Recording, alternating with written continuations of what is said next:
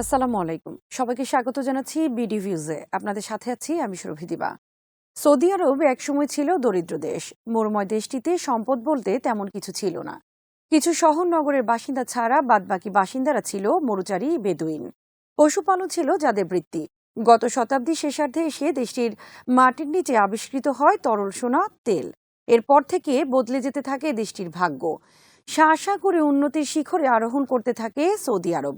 তেল বিক্রির টাকায় ফুলে ফেঁপে উঠতে থাকে দেশটি। সেই ইতিহাস তো সবার জানা।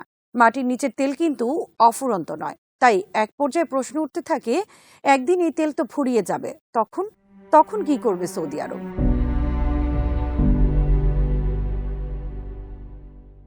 বলা হচ্ছে তখন মোহাম্মদ বিন সালমান হারাবেন আজকের মতো অনুগ্রহ বিতরণের ক্ষমতা। কিন্তু সেটাই বড় কথা নয়।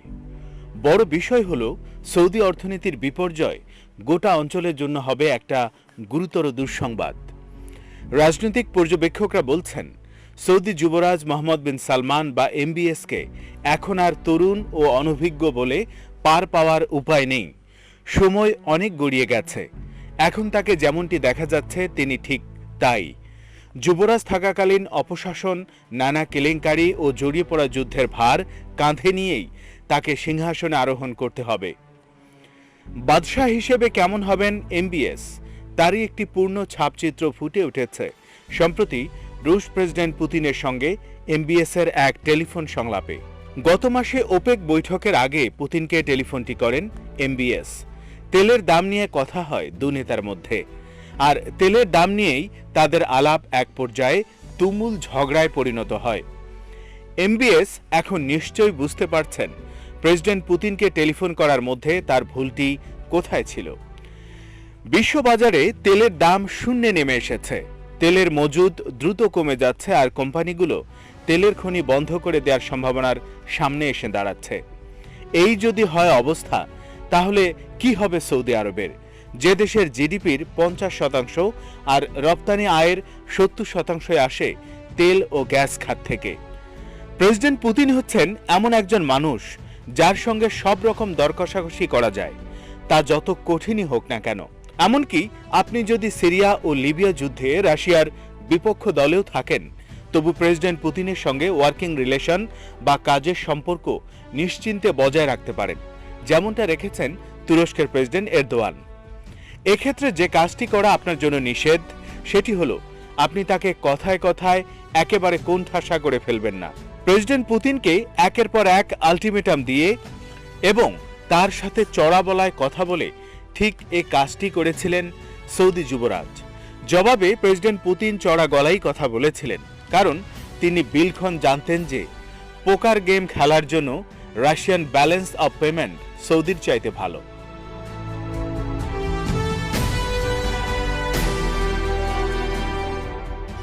এমবিএস এখন তার খেলা কার্ডগুলোর দুর্বলতা কোথায় সেটা খোঁজার চেষ্টা করছেন। সত্যি বলতে কি, রুশ প্রেসিডেন্টের কাছে টেলিফোন করার আগে সৌদি যুবরাজ তার মতোই একগুঁয়ে ও চিন্তা শক্তিহীন কারো সঙ্গেই কথা বলেছিলেন বলে মনে করা হয়। মার্কিন প্রেসিডেন্ট ট্রাম্পের জামাতা ও মধ্যপ্রাচ্য বিষয়ক উপদেষ্টা জ্যারেড কুশনার শুনেছেন এমবিএস কি করতে চেয়েছিলেন। তিনি এতে আপত্তিকর কিছু দেখেননি, কিন্তু এর প্রতিক্রিয়া হয়েছে মারাত্মক।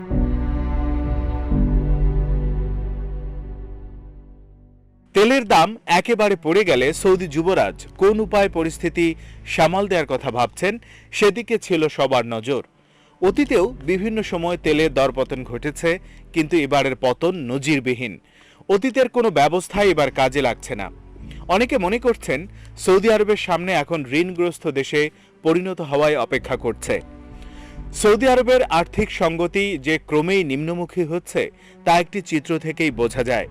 যুবরাজ মোহাম্মদের পিতা সালমান 2015 সালের 23শে জানুয়ারি যখন দেশের বাদশাহ হন, তখন সৌদি আরবের বৈদেশিক মুদ্রার রিজার্ভ ছিল 732 বিলিয়ন মার্কিন ডলার।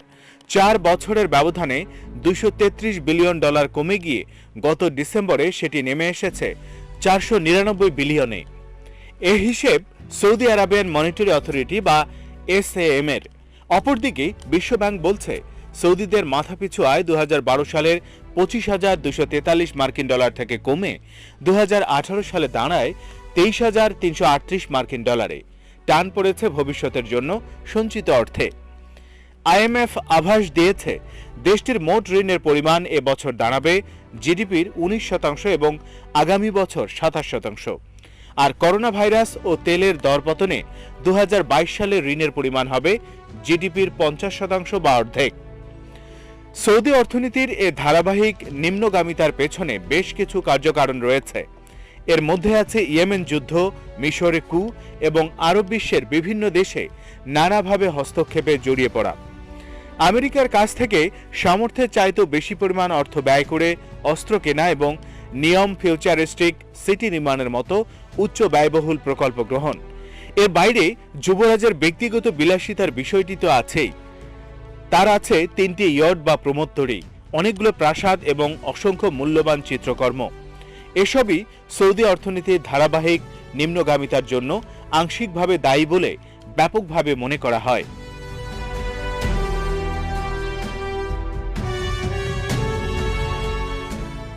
সৌদি অর্থনীতির বর্তমান দুর্দশা করোনা দুর্যোগের কারণে হয়নি, এর শুরু হয়েছে অনেক আগে থেকেই। সেই 2017 সাল থেকে দেশটির প্রবৃদ্ধির হার নামে মাত্র 0.3% আর নির্মাণ কাজ কমে যায় 25%। এর সাথে এখন যোগ হয়েছে করোনাজনিত লকডাউনের কারণে বাতিল হয়ে গেছে পবিত্র হজ ও ওমরাহ। এ উপলক্ষে বিশ্বের বিভিন্ন দেশ থেকে প্রতি বছর প্রায় 1 কোটি মানুষ সৌদি আরব আসত। এ খাত থেকে দেশটির আয় হতো অন্তত 800 কোটি মার্কিন ডলার। এবছর এই আয়ের পুরোটাই হিসাবের খাতা থেকে মুছে দিতে হবে।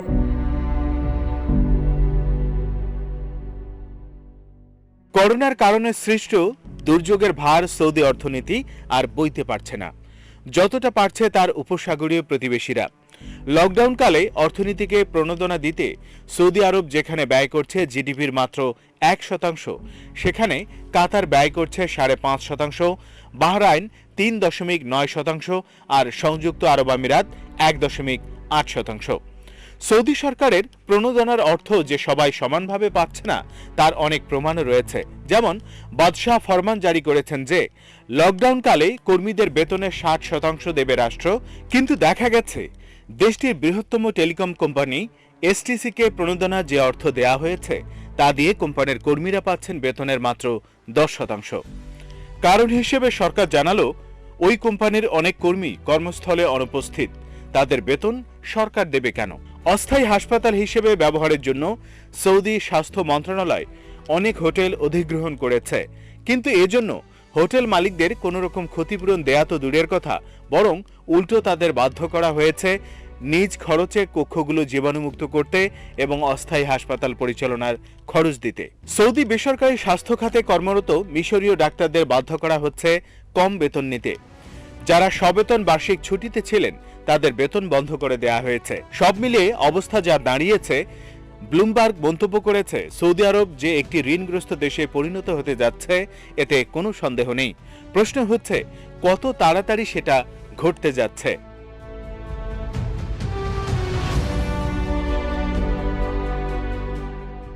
আইএমএফ হিসাব কষে দেখিয়েছে তেলের দাম ব্যারেল প্রতি 50 থেকে $55 নেমে এলে 2024 সাল নাগাদ সৌদি আরবের বৈদেশিক মুদ্রার রিজার্ভ যেখানে নেমে আসবে তা দিয়ে তাদের মাত্র 5 মাসের আমদানি ব্যয় মেটানো যাবে।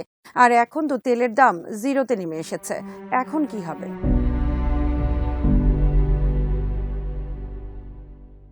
এখন যুবরাজ মোহাম্মদ বিন সালমানের দুটি পিলার বা খুঁটি ধসে পড়েছে। যে দুটি খুঁটির উপর ভর করে তিনি দেশের আধুনিকায়ন ও সংস্কার করতে চেয়েছিলেন, তার পরিকল্পনা ছিল সৌদি রাষ্ট্রায়ত্ত তেল কোম্পানি আরামকোর 5% শেয়ার বিদেশি স্টক এক্সচেঞ্জগুলোতে তালিকাভুক্ত করিয়ে দেশে বৈদেশিক বিনিয়োগ আনা। এই পরিকল্পনা এখন ভেস্তে গেছে। তার দ্বিতীয় পরিকল্পনা ছিল পিআইএফ নামে একটি তহবিল, যা ছিল তেল বহির্ভূত অর্থনীতিকে এগিয়ে নেয়ার ক্ষেত্রে তার প্রধান হাতিয়ার। করোনা ঝড়ের কবলে পড়ে সেটিও এখন তছনছ হয়ে গেছে। সৌদি আরবের এই অবস্থাকে উপসাগরীয় অঞ্চলের অনেকেই যুবরাজের ব্যক্তিগত পরাজয় মনে করে উল্লাস করবে। এতেও অবাক হওয়ার কিছু নেই, কেননা তার বিভিন্ন কাজে বহু লোক ক্ষতিগ্রস্ত হয়েছেন, বিশেষ করে মিশরে। তেল নির্ভর অর্থনীতির দিন ফুরিয়ে গেলে তার দান খয়রাতের ক্ষমতা হারাবেন যুবরাজ, যিনি কিনা 1 মিনিটে কয়েক বিলিয়ন ডলার দান করার ক্ষমতা রাখতেন। কিন্তু যে সৌদি আরবের অর্থনৈতিক সক্ষমতা বিগত কয়েক দশক ধরে ওই অঞ্চলের অর্থনীতির চালিকা শক্তিরূপে কাজ করে আসছিল, তা হারিয়ে গেলে শিগগিরই তার বিরূপ প্রভাব পড়বে মিশর, সুদান, জর্ডান, লেবানন, সিরিয়া ও তিউনিসিয়ার ওপর। কারণ এসব দেশের লাখ লাখ কর্মী ও পেশাজীবী সৌদি আরবে কাজ করে। তাদের পাঠানো রেমিটেন্সের উপর ভর দিয়ে ওসব দেশের অর্থনীতি অনেকটা এগিয়ে যেতে পেরেছে। তাই সৌদি যুবরাজের উপর যতই ক্ষোভ থাক, সৌদি অর্থনীতির বর্তমান ও আসন্ন দুরবস্থাকে কেউ খুশি মনে স্বাগত জানাতে পারেন না।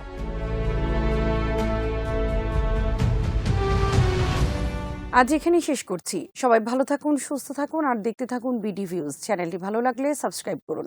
সংযুক্ত থাকুন আমাদের ফেসবুক পেজে। আমাদের ওয়েবসাইট bdviews.net ভিজিট করুন। আল্লাহ হাফেজ।